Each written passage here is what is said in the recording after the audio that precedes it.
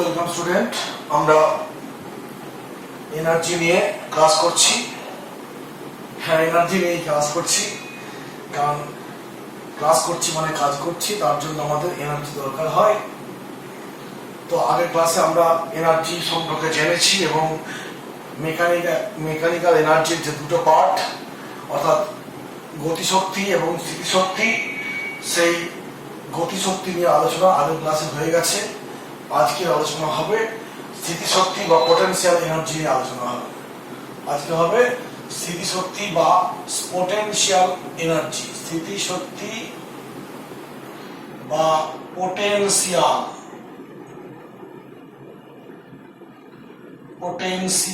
Energy. স্থিতিশক্তি বা potential energy. আমরা জেনেছি বস্তুর গতির জন্য যে এনার্জি লাভ করে তাকে বলা হয় গতিশক্তি। আর স্থিতিশক্তির আইডিয়াটা একটু অন্যরকম। মেকানিক্যাল এনার্জির যখন ডেফিনিশন দিয়েছিলাম তখন বলেছিলাম গতির সঙ্গে সঙ্গে এটাও হতে পারে যে বস্তুকে তার স্বাভাবিক আকার বা আকৃতি থেকে বিশেষ কোনো আকার বা আকৃতি, অথবা স্বাভাবিক অবস্থান থেকে বিশেষ কোনো অবস্থানে নিয়ে গেলে ওর মধ্যে কার্য করার সামর্থ্য জন্মায়। তো বস্তুর ক্ষেত্রে যেটা বললাম যে তার স্বাভাবিক আকার বা আকৃতি বা বিশেষ অবস্থান লাভের জন্য ওর মধ্যে কার্য করার যে সামর্থ্য জন্মে, ওর মধ্যে কার্য করার যে সামর্থ্য জন্মে তাকে বলবো পিই। কোন বস্তুর বিশেষ অবস্থান, স্বাভাবিক নয় কিন্তু বিশেষ অবস্থান বা আকার আকৃতির জন্য বিশেষ আকৃতির জন্য বস্তুর মধ্যে যে কাজ করার সামর্থ্য জন্মায়, সামর্থ্য লাভ করে তাকে স্থিতিশক্তি বা পিই বা পোটেনশিয়াল এনার্জি বলে। এই হলো এর সংজ্ঞা। কোন বস্তুকে তার স্বাভাবিক অবস্থান থেকে কোন বিশেষ অবস্থানে, অর্থাৎ ধরো একটা বস্তুকে ভূপৃষ্ঠ থেকে 3 তলার উপর তোলা হলো, অনেক 3 তলার ছাদ তোলা হলো, অথবা একটা স্প্রিংকে তার স্বাভাবিক যে আকার সেখান থেকে সংকুচিত করে ছোট করে দেওয়া হলো, কিংবা টেনে বড় করে দেওয়া হলো, দেখবো ওর মধ্যে কাজ করার সামর্থ্য জন্মায়। অর্থাৎ পোটেনশিয়াল এনার্জি লাভ করার দুটো উপায় আছে। একটাকে তার স্বাভাবিক অবস্থান থেকে বিশেষ অবস্থান নিয়ে যাও, অথবা তার স্বাভাবিক আকার আকৃতি থেকে বিশেষ আকার আকৃতি দাও, অর্থাৎ আকৃতির পরিবর্তন করো, দেখবে ওর মধ্যে কাজ করার সামর্থ্য জন্মাবে। তো আমি উদাহরণ দিচ্ছি। ধরো ফার্স্ট আকার দিয়ে বলছি যে বন্দুক, তোমরা বন্দুকের গল্প শুনবে। বন্দুকের মধ্যে স্প্রিং থাকে, একটা লিভার দিয়ে স্প্রিংটাকে টেনে ছোট করে দেওয়া হয়, দিয়ে লক করে দেওয়া হয়। স্প্রিংটাকে টেনে ছোট করে দেওয়া হয়, দিয়ে লক করে দেওয়া হয়। তারপরে ট্রিগার টিপলে পারে কি হবে, লকটা খুলে যাবে, স্প্রিংটা স্বাভাবিক আকার লাভ করবে, আর সামনে যে গুলি আছে গুলিকে আঘাত করবে, গুলি বেরিয়ে যাবে। তুমি বন্দুকের নল তোমার বুকে ঠেকালেই কিন্তু তোমার বুকে বন্দুকের গুলি লাগবে না। হ্যাঁ, আমরা ভয় পেয়ে যাই, ট্রিগার না দেওয়ালেও আমরা অনেক সময় ভয় পেয়ে যাই। তো ব্যাপারটা এরকম, ওর মধ্যে তোমার কি আছে, একটা স্প্রিং আছে। স্প্রিংটাকে আমরা টিপে ছোট করে দিই, দিয়ে লক করে দিই। অর্থাৎ স্প্রিংয়ের যে স্বাভাবিক আকার ছিল সংকুচিত করে ছোট করে দিচ্ছি। এরপর যখন আমি ট্রিগার দেখাবো তখন দেখবো সেই স্প্রিংটা তার স্বাভাবিক অবস্থায় ফিরে আসবে, আর তার জন্য কি হবে, বন্দুকের গুলিতে আঘাত বল প্রয়োগ করবে, দিয়ে বন্দুকের গুলি বেরিয়ে যাবে। অর্থাৎ আমি স্প্রিংটাকে সংকুচিত করে কি করলাম না, স্প্রিংটাকে সংকুচিত করে ওর মধ্যে আমি শক্তি সঞ্চিত করলাম। এই যে শক্তি সঞ্চিত করলাম সেই শক্তিকে বলা হবে স্মৃতিশক্তি। এবার বুঝতে পারছো স্প্রিংকে সংকুচিত করে শক্তি জমা করেছি, সেই শক্তিটা আছে কি করে বুঝবো? না বন্দুকের গুলিতে হাত দিলে বুঝতে পারবো যে সেটা কতখানি বেগে এসে আমার হাতে আঘাত করে, সেটা দরকার নেই। এটা বললাম যে বন্দুকের যে বিশাল বেগ নিয়ে চলে যাচ্ছে, হিসাব মতো কি করেছি আমি, ফার্স্টে স্প্রিং এর উপরে বল প্রয়োগ করেছি, অর্থাৎ কাজ করেছি, স্প্রিংটাকে স্মরণ ঘটিয়েছি অর্থাৎ সংকুচিত করেছি, তার জন্য স্প্রিং এর উপর কাজ করলাম, কাজ করার ফলে ওর মধ্যে শক্তি সঞ্চিত হলো, এই শক্তিটা হচ্ছে স্মৃতিশক্তি। তুমি যদি 1 বছর আর ট্রিগার না দাবাও ওই শক্তি স্প্রিং এর মধ্যে সঞ্চিত হয়ে থাকবে। তুমি আবার 1 বছর পরে যেই ট্রিগার দাগাবে কি হবে, ওই স্মৃতিশক্তি কি করবে, বন্দুকের গুলির উপর বল প্রয়োগ করবে, ট্রিগার দাবালেই স্প্রিংটা লুজ হবে আর ওর মধ্যে থাকা শক্তি নিয়ে গিয়ে গুলিতে আঘাত করবে, গুলি বেগ লাভ করবে, বেরিয়ে যাবে। এই হলো তোমার স্মৃতিশক্তি, একটা উদাহরণ দিলাম। এইরকমই তোমার দেখো যে কি করা হচ্ছে, যে মাটিতে তুমি একটা পেরেককে রেখে দাও, আগের মতোই হাতুড়ি ঠেকাও, পেরেকটা মাটিতে ঢুকবে না। তো সেই ক্ষেত্রে কি হয়, তুমি যদি ওই হাতুড়িটাকে অনেক উঁচুতে তুলে নিয়ে যাচ্ছ, তুমি জাস্ট ঠেকালে কিন্তু হচ্ছে না, উঁচুতে তুলে নিয়ে যাচ্ছ, দিয়ে এবার ছেড়ে দাও পেরেকের উপরে, দেখবে পেরেকটা ভিতরে ঢুকে গেল, অনেক কাজ করলো। অর্থাৎ আমি ফার্স্টে করলাম কি, হাতুড়িটাকে তার স্বাভাবিক অবস্থান মানে ভূপৃষ্ঠ থেকে বিশেষ অবস্থায় তুললাম, আর তার জন্য ওর মধ্যে একটা কার্য করলাম। আমি হাতুড়িকে তুলছি মানে কি, অভিকর্ষের বিরুদ্ধে, আমি অভিকর্ষ বলের বিরুদ্ধে কাজ করছি, স্মরণ ঘটাচ্ছি, কাজ করছি, সেই কার্যের মধ্যে স্মৃতিশক্তি হিসাবে সঞ্চিত হচ্ছে। ঠিক একইভাবে দেখবে তোমার কি করা হয়, নদীতে বাঁধ দেওয়া হয় এবং বর্ষাকালে সেই বাঁধের কানায় কানায় জল হয়ে যায়। অতএব জল কি, জলের মধ্যে জলের যে স্বাভাবিক অবস্থান ছিল ফ্লো হয়ে যাওয়া, সেটাকে থামিয়ে দিয়েছি, ফ্লো হয়ে যাওয়া থামিয়ে দিয়েছি, অর্থাৎ ওর মধ্যে কি করছি, স্মৃতিশক্তি সঞ্চিত করে ফেলেছি। এইবার যখন আমি লক গেট খুলে দেবো, নিচেই টারবাইন থাকে, সেই জল এসে টারবাইনে পড়লো, টারবাইন ঘুরতে শুরু করলো। তো জলের মধ্যে কি আছে সঞ্চিত, স্মৃতিশক্তি সঞ্চিত আছে, তার জন্য কি হচ্ছে, ওই টারবাইন ঘুরছে, গতিশক্তি লাভ করছে। হলো এরকম। আর তুমি ওরা করে কি, মেশিন দিয়ে করা হয় কি, নিচে থেকে সাবমার্সিবলের জল তুলে 3 তলার ছাদে ট্যাঙ্কে বসিয়ে দিই, ভরে দিই। তো এখানে কি হলো, জলটা আমি ভূপৃষ্ঠ থেকে 3 তলা মানে 40 ফুট ধরে নাও, 40 ফুট মতো হাইট, সেই 40 ফুট হাইটে তুললাম। অর্থাৎ ওর উপরে, জলটার উপরে যে পৃথিবীর আকর্ষণ বল, অভিকর্ষ বল ছিল, সেই বলের বিরুদ্ধে আমি কাজ করেছি, সেই কার্য ওই জলের মধ্যে স্মৃতিশক্তি হিসাবে সঞ্চিত হয়েছে।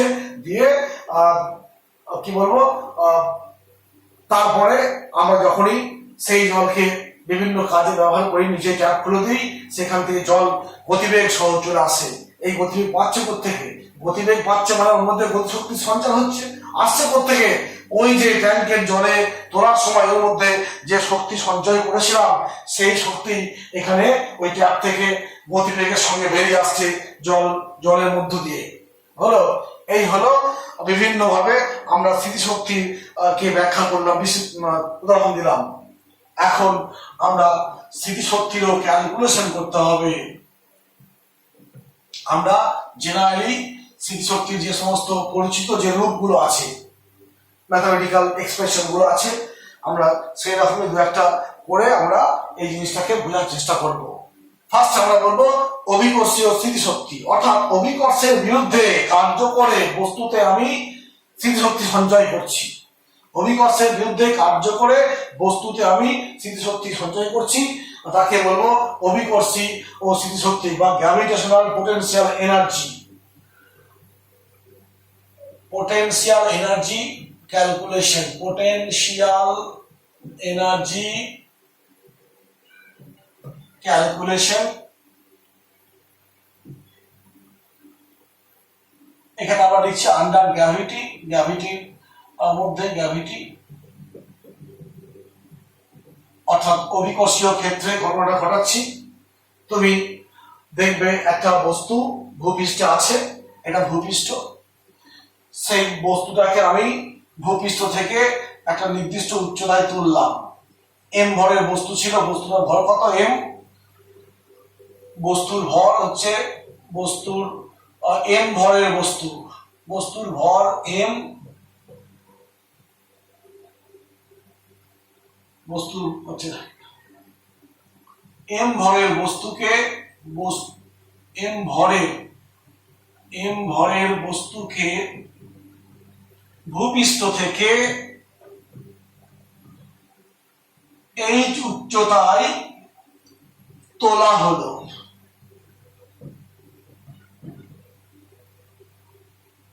এক্ষেত্রে বস্তুর ওপর যে আকর্ষণ বল অর্থাৎ অভিকর্ষজনিত বলের বিরুদ্ধে কার্য করছি, এক্ষেত্রে বস্তুর ওপর ক্রিয়াশীল অভিকর্ষ বলের বিরুদ্ধে, উল্টো দিকে বলে বিরুদ্ধে এইচ পরিমাণ সরণ ঘটানো হলো। অতএব work done on the body মানে বস্তুর উপর কৃত কার্য, বল ইন্টু সরণ, এখানে এম ভরের বস্তুর উপর পৃথিবীর আকর্ষণ বল কত mg, অতএব mg ইন্টু এস সরণ বলতে h বলো। এখানে দেখো ওয়ার্ক ডান হলো, এই ওয়ার্ক ডান বস্তুতে, এই কার্য বা ওয়ার্ক ডান বস্তুতে পিই হিসাবে জমা হবে, পিই রূপে, স্থিতিশক্তি রূপে জমা হবে। অতএব এইচ উচ্চতায় বস্তুর পিই কত এম জি এইচ, এম হচ্ছে বস্তুর ভর, জি হচ্ছে অভিকর্ষ ত্বরণ, আর এইচ হচ্ছে ভূপৃষ্ঠ থেকে বস্তুর উচ্চতা, ভূপৃষ্ঠ থেকে বস্তুর উচ্চতা।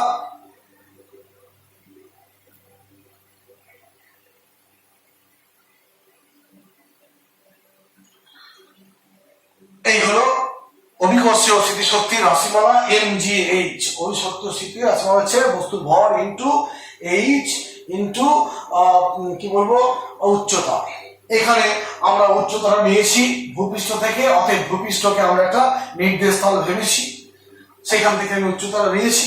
মনে রাখবে যে আমরা ভূপৃষ্ঠে বাস করি, তাই ভূপৃষ্ঠ থেকে উচ্চতা নেব, কিন্তু মনে রাখবে ভূপৃষ্ঠটাও পৃথিবীর কেন্দ্র থেকে অনেক উঁচুতে আছে, অতএব ভূপৃষ্ঠের একটা স্মৃতিশক্তি আছে। অ্যাকচুয়ালি স্মৃতিশক্তি যত বেশি দাম এইচ এর মান কমবে, এইচ এর মান কমবে, স্মৃতিশক্তির মান কমবে। আমরা এইচটা হিসাব করেছি এই ভূপৃষ্ঠ থেকে, এখানে এটা হচ্ছে এইচ, আমরা এইচটা হিসাব করেছি ভূপৃষ্ঠ থেকে, তাই আমরা দেখতে পাচ্ছি এম ভরের বস্তু যত নিচে নামছে মানে হাইট যত কম হবে এইচ এর মান কমবে, স্মৃতিশক্তির মান কমবে। যেহেতু আমরা এইচ এর মানটা এই ভূপৃষ্ঠ থেকে নিয়েছি, এই হিসাবে ভূপৃষ্ঠের স্মৃতিশক্তির মান 0, আমরা ভূপৃষ্ঠকে নির্দেশ স্থল ভেবেছি। মনে রাখবে যে অ্যাকচুয়ালি শক্তির মানটা 0 কোথায় হবে, পৃথিবীর কেন্দ্রে, পৃথিবীর কেন্দ্রে হবে। তুমি গভীরে গেলে পারো, সেখান থেকে হাইট নিতে পারি। আমি ধরো আমার সামনে একটা টেবিল আছে, সেই টেবিল থেকে উচ্চতা ভেবে আমি এই পর্যন্ত উচ্চতা নিলাম, অতএব এইটা হলো এইচ। কিন্তু আমার যদি বস্তুটাকে টেবিল থেকে নিচে ফেলে দেয়, মেঝেতে পড়বে, অতএব তুমি মনে করলে ভূপৃষ্ঠ থেকে উচ্চতা নিতে পারো নিজে থেকে, অতএব তুমি যেমন উচ্চতা নেবে সেই উচ্চতা হচ্ছে এইটা। এইচটা কি অ্যাকচুয়ালি নির্দেশ স্থল থেকে উচ্চতা। এই হলো অভিকর্ষীয় স্থিতিশক্তির রাশিমালা এম জি এইচ। এখন এই যে অভিকর্ষীয় স্থিতিশক্তি হিসাব করলাম, এক্ষেত্রে বলা হয় যে অভিকর্ষীয় স্থিতিশক্তি পথের উপর নির্ভর করে না। অভিকর্ষীয় স্থিতিশক্তি পথের উপর নির্ভর করে না। অর্থাৎ দেখো, এই যে এম ভরের বস্তুটাকে আমি এই পথ ধরে তুলে এইখানে নিয়ে এলাম, আমি তা না করে এই ভূপৃষ্ঠের অন্য একটা বিন্দু থেকে যদি এখানে নিয়ে আসি এই উচ্চতায়, দেখবো কৃতকার্যের মানটা কিন্তু একই হচ্ছে।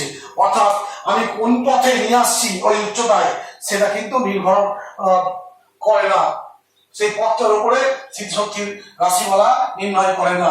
আমি একটু মুছে দিচ্ছি, দিয়ে ওটা বোঝানোর চেষ্টা করছি।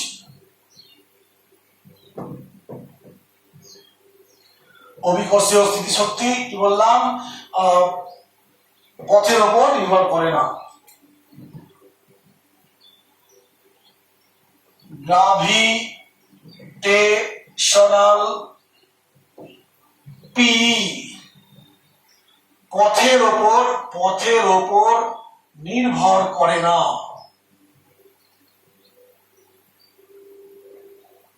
does not depend on the path, পথের উপর নির্ভর করে না।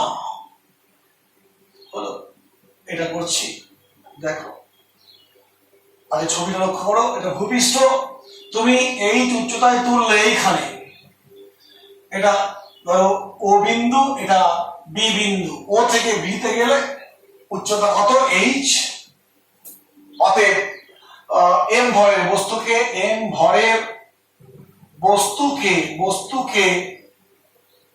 ওবি পথে এইচ উচ্চতায় তোলা হলো।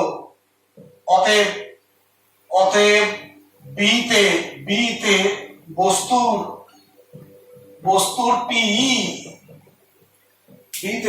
পিই কত, পি সমান এম জি এইচ, এখানে এই আছে, এই হলো। এখন যদি বস্তুটাকে ধরো আমি এইখান থেকে এইখানে তুললাম, এ বিন্দু থেকে বিতে তুলছি এই পথ ধরে, আগের বার ছিল এই পথ ধরে, এখন এই পথ ধরে তুললাম বস্তুকে আমি এই এ থেকে ভূপৃষ্ঠ থেকে এ বিন্দু থেকে বি পথে নিয়ে গেলাম, এই ক্ষেত্রে কি হবে আমরা হিসাব করব।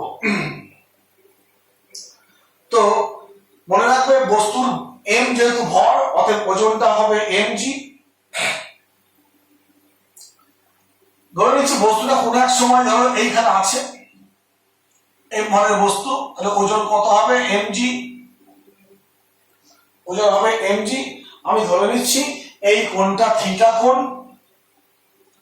অতএব তোমার যদি হিসাব করা হয়, এটা যদি 90 কোণ করে দেওয়া হয়, এই কোণটা থিটা, তাহলে সেই হিসাবে আমি বলতে পারি যে এই কোণটাও থিটা হবে। আমরা ঘর্ষণ চ্যাপ্টারে এরকম মনে পেয়েছি। আর তাহলে এই mg এর এই বরাবর উপাংশ কত হবে, mg sin থিটা, মনে রাখবে। অর্থাৎ ওজনের এই এবি পথ বরাবর উপাংশ এটা। যখন এই পথে বস্তুটাকে তুলছিলাম, যখন বস্তুটা এইখানে ছিল, তখন সবটা এই দিকে ছিল, ওজনটা এই বরাবরই ছিল।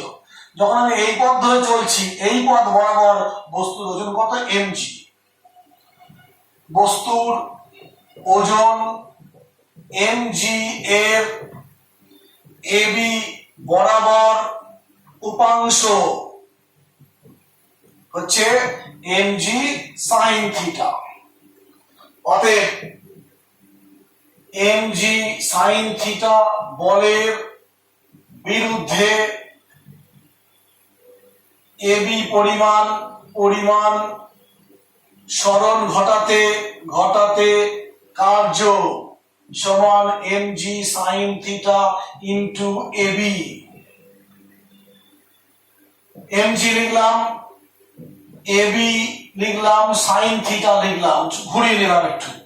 এইবার ছবি থেকে দেখো, এই ত্রিভুজ ও এ বি, sin থিটা মানে কত হবে, এই কোণ থিটা, এই কোণ 90 ডিগ্রি। অতএব sin থিটা হবে দেখো ওবি বাই এবি।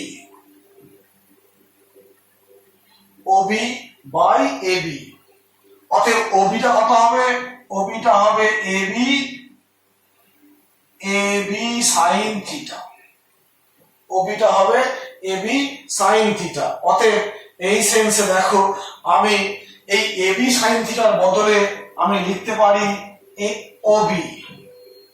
আর ছবি থেকে দেখো যে ওবি সমানিত এইচ, অতএব এম জি এইচ।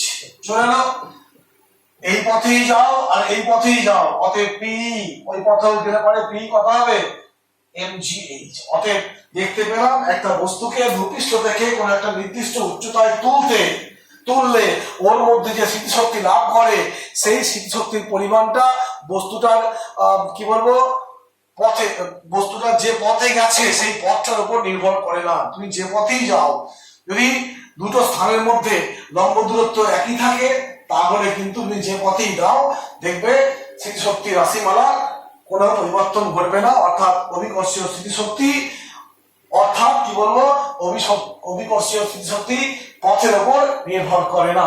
এই হলো অভিকর্ষীয় স্মৃতিশক্তি নিয়ে একটা তোমার গ্র্যাভিটেশনাল পোটেনশিয়াল নিয়ে আমরা আলোচনা করলাম, তার রাশিমালা বার করলাম এবং দেখালাম যেটা পথের উপর নির্ভর করে না। নেক্সট, এবার আসবো এটা অবস্থানের জন্য গতিশক্তি আর স্মৃতিশক্তি পেলাম। অবস্থান ঘটিত পরিবর্তনের জন্য একটা স্বাভাবিক অবস্থান থেকে বিশেষ অবস্থানে নিয়ে গেছি, তার জন্য আমি যে পি লাভ করা হচ্ছে বস্তু সেটা রাশিমালা নির্ণয় করা হলো। এখন আকৃতি পরিবর্তনের জন্য রাশিমালা, যে আকৃতি পরিবর্তন, একটা স্প্রিং এর কথা বলছি, স্প্রিং এর আকারকে আমি পাল্টে দেবো। দেখো P of A spring, spring এর স্মৃতিশক্তি, স্প্রিং এর মধ্যে থাকা স্মৃতিশক্তি। তো একটা স্প্রিং তুমি নিচ্ছ, ধরো একটা স্প্রিং নিয়েছি, এটা স্বাভাবিক স্প্রিং এর একটা স্বাভাবিক আকার। তুমি কি করবে, স্প্রিংটাকে হয় প্রসারিত করবে টেনে, কিংবা কি করব ওটাকে বল প্রয়োগ করে সঞ্চিত করব। হয় বল প্রয়োগ করে প্রসারিত করব, কিংবা এইরকম টিপে আমরা কি করব সংকুচিত করব। সংকুচিত করলে কি হবে, তার আকার পাল্টে যাবে। আর আকার পাল্টানোর জন্য আমি তো একটা বল প্রয়োগ করেছি এবং বল প্রয়োগ করার ফলে ওর অবস্থান পাল্টে গেছে, অর্থাৎ স্মরণ ঘটেছে, অর্থাৎ কার্য করা হয়েছে। সেই কার্য স্প্রিং এর মধ্যে স্মৃতিশক্তি হিসাবে সঞ্চিত হবে।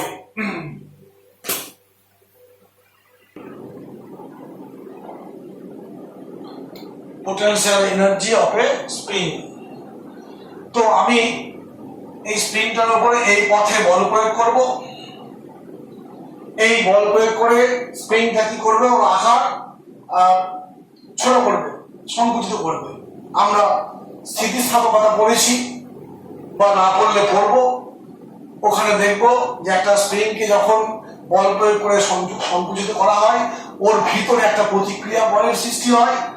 আর সেই প্রতিক্রিয়া বল জন্য প্রতিক্রিয়া বলের ধর্মটা আসে থেকে স্থিতিস্থাপকতা থেকে, আর তার জন্য ওর ভিতরে একটা পীড়ন বলের সৃষ্টি হবে।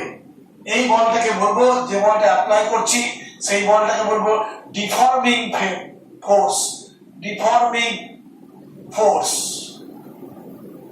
আর তার জন্য এর ভিতরে ঠিক একটা প্রতিক্রিয়া বল উল্টো দিকে ক্রিয়া হবে, সেই বলটা সমান মানের বিপরীতমুখী, তাকে বলবো restoring force, restoring force, restoring. হলো, অর্থাৎ এই বলটা করবে কি, বাহ্যিক বলকে আটকানোর বাঁধার চেষ্টা করবে।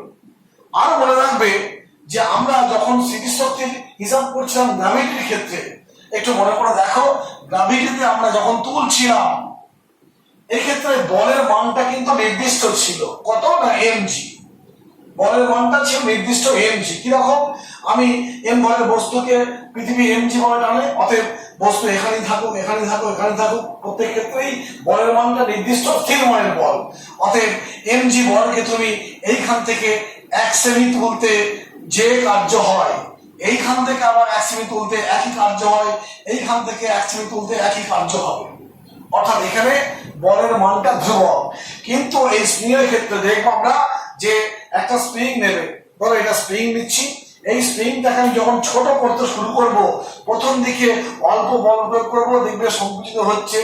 যত ছোট হবে তত বেশি বল প্রয়োগ করতে হবে। প্রথমে 1 নিউটন, তারপর 2 নিউটন, তারপর 3 নিউটন বলে এভাবে মারতে মারতে ম্যাক্সিমাম বল হবে। অর্থাৎ এই যে স্প্রিং এর সংকোচন হচ্ছে, এখানে যে রেস্টোরিং ফোর্স তৈরি হচ্ছে, সেই রেস্টোরিং ফোর্সটা কি? পরিবর্তনশীল বল। আমরা পড়েছি প্রথম দিকে যে পরিবর্তনশীল বলের দ্বারা কৃতকার্য হিসাব করেছি আমরা, সেই ডিএক্স এর ব্যাপারটা নিয়ে মনে করে দেখো একটু, যে এফ বলের জন্য ডিএক্স কৃতকার্য হলে পরে ডিডব্লিউ হয়, সরি এফ বলের প্রয়োগে ডিএক্স সমান ঘটলে যদি কৃতকার্য ডিডব্লিউ হয়, তাহলে আমরা ডিডব্লিউ ইন্টিগ্রেশন করেছি, দিয়ে মোট কার্য বার করেছি। তো এখানে যেটা বললাম, এখানে বললাম যে যত সংকুচিত করব, ধরো আমি স্প্রিংটাকে টিপে এরকম করে দিয়েছি, এইটা ছোট করে দিলাম এবং এর মধ্যে একটা প্রতিক্রিয়া বল সৃষ্টি হলো এবং এই পরিমাণ একটা সংকোচন হলো। তো দেখা যায় যে স্প্রিং এর ক্ষেত্রে আমরা স্থিতিস্থাপকতা চ্যাপ্টারে পড়বো, এই রেস্টোরিং ফোর্স বা বাহ্যিক বল এই সরণ পরস্পরের সমানুপাতিক হয় স্প্রিং এর ক্ষেত্রে। স্প্রিং এর ক্ষেত্রে সংকোচন এর জন্য সরণ, সংকোচনের জন্য বিকৃতি যাকে এক্স বলছি, ও প্রতিক্রিয়া বল বা রেস্টোরিং ফোর্স প্রতিক্রিয়া বল কি হয়? পরস্পর সমানুপাতিক। হুকের সূত্রে তোমরা পড়বে পরস্পর সমানুপাতিক। অতএব এফ সমানুপাতিক এক্স, সমানুপাতিককে একটা ধ্রুবক দিয়ে গুণ করবো, কে এক্স, কে একটা ধ্রুবক, এই ধ্রুবককে বলা হয়, কে বলা হয় কি? বল ধ্রুবক, ফোর্স কনস্ট্যান্ট অফ স্প্রিং এর বল ধ্রুবক। স্প্রিং এর কে বলা হয় কি?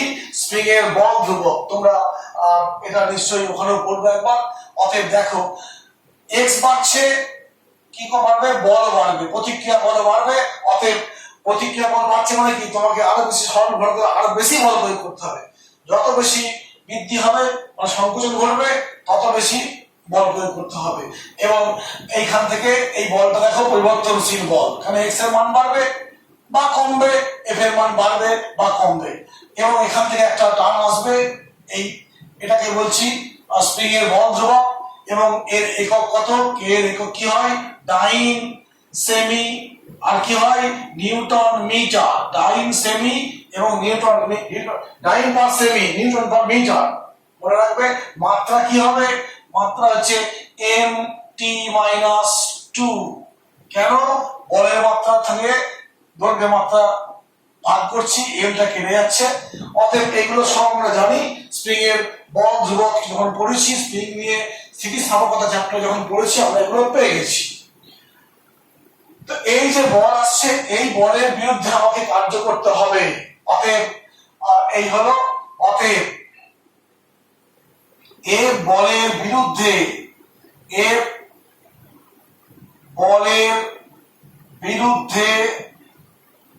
স্প্রিং এ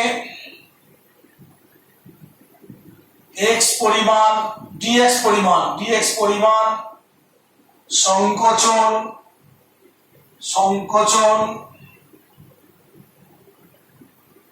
এক্স পরিমাণ সংকোচন ঘটাতে হলে, এফ বলের বিরুদ্ধে স্প্রিং এর ডিএক্স পরিমাণ সংকোচন ঘটাতে হলে কৃতকার্য ডিডব্লিউ, অতএব ডিডব্লিউ সমান কি হবে? F DX. অতএব মোট কার্য কত হবে? ডাব্লিউ সমান integration DW F DX. F এর মানটা integration K X into DX. এইখান থেকে এফ এর মানটা বসিয়েছি। এইবার ডাব্লিউ সমান হবে, কে টা বাইরে হয়ে আসবে, ইন্টিগ্রেশন এক্স ডিএক্স। তো দেখবে x এর ইন্টিগ্রেশন হয় x square by 2 k into x square by 2 সমান হাফ k x স্কয়ার।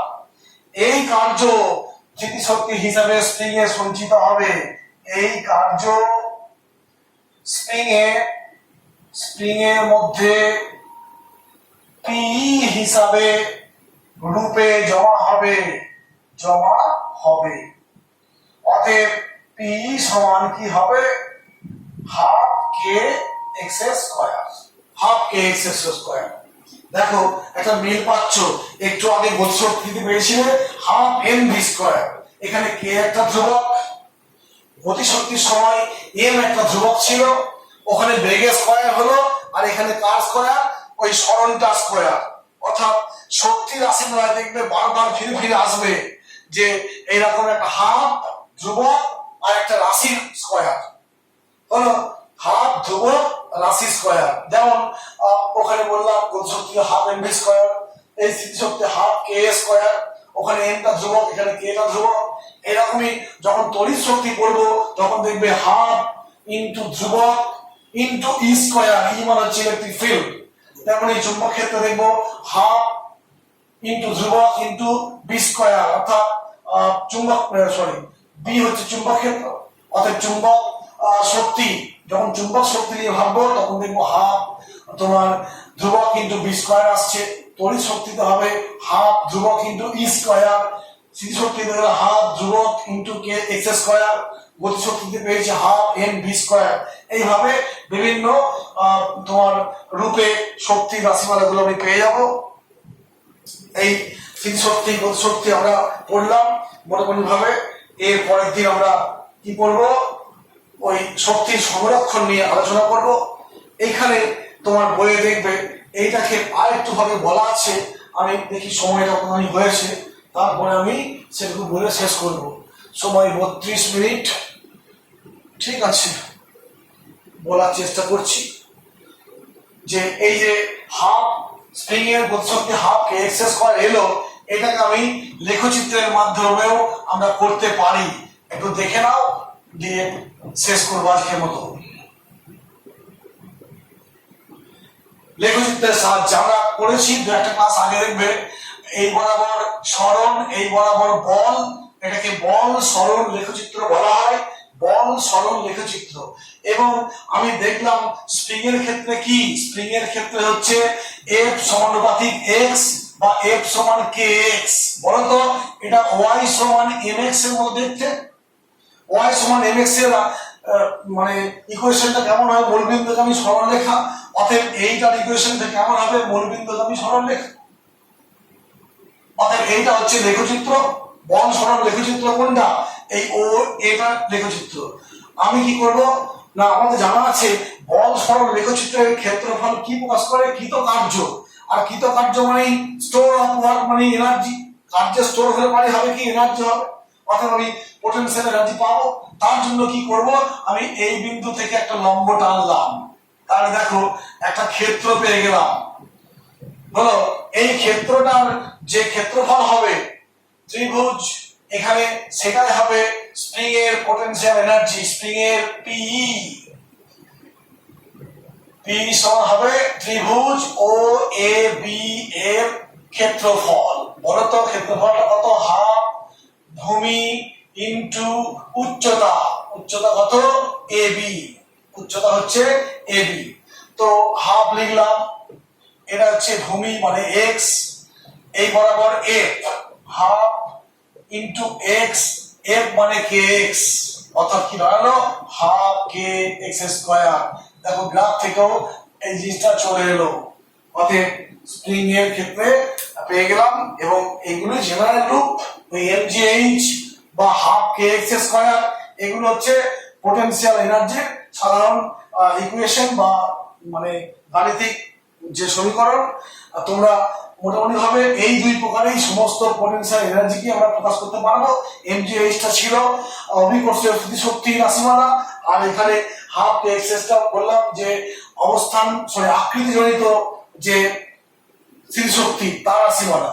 মোটামুটি আমরা এখানেই শেষ করছি। এর পরের দিন শক্তির রূপান্তর বা সংরক্ষণ নিয়ে আমরা আলোচনা করব। ঠিক আছে, আজকের মধ্যে এখানে শেষ করলাম।